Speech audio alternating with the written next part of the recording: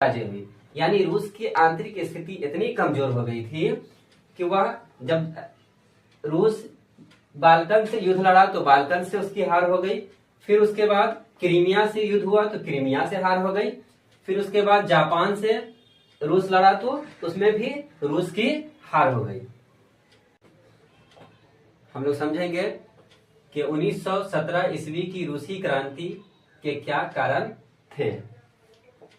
1917 ईस्वी की रूसी क्रांति विश्व इतिहास की एक प्रमुख घटना थी, जिसने न तो सिर्फ रूस को प्रभावित किया बल्कि इसका प्रभाव संपूर्ण विश्व पर पड़ा। यानी 1917 ईस्वी की रूसी क्रांति का प्रभाव सिर्फ रूस में ही नहीं पड़कर संपूर्ण विश्व पर पड़ा, यानी पूरे संसार पर पड़ा। इसके क्या कारण थे? रूस में जो क्रांति हुआ, आखिर इसके क्या कारण थे उसको भी समझेंगे। तो पहला कारण जार का निरंकुश शासन। रूस के सम्राट को जार कहा जाता था। क्रांति के समय वहां का राजा जार निकोलस द्वितीय था। यानी 1917 में जो रूस में जो क्रांति हुआ तो उस समय रूस का राजा कौन था? तो जार निकोलस द्वितीय था।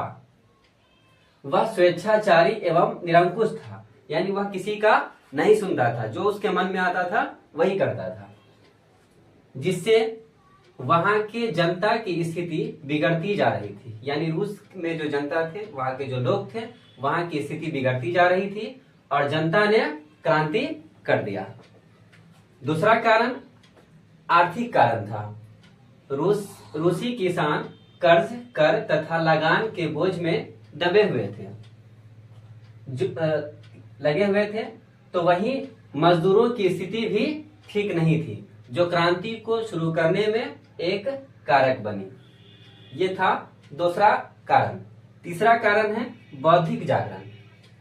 18वीं शताब्दी के अंत तक यूरोप में कई लेखक, उपन्यासकार, दार्शनिक तथा चित्रकार का जन्म हुआ। उन्होंने अपने लेख तथा साहित्य से जनता को क्रांति के लिए प्रेरित किया। यानी किसी ने अपने किताबों से, अपने पत्रिकाओं से लोगों को जनता के लिए प्रेरित किया। उसके बाद चौथा कारण रूस की पराजय। रूस की आंतरिक स्थिति कमजोर हो गई थी, जिससे बाल्कन के युद्ध में बाल्कन से, क्रीमिया के युद्ध में क्रीमिया से तथा जापान के युद्ध में जापान से रूस की पराजय हुई। यानी रूस की आंतरिक स्थिति इतनी कमजोर हो गई थी कि वह जब रूस बाल्कन से युद्ध लड़ा तो बाल्कन से उसकी हार हो गई। फिर उसके बाद क्रीमिया से युद्ध हुआ तो क्रीमिया से हार हो गई। फिर उसके बाद जापान से रूस लड़ा तो उसमें भी रूस की हार हो गई। पराजय अब यहाँ है कि पराजय की अपमान के कारण रूसी जनता ने क्रांति कर दिया।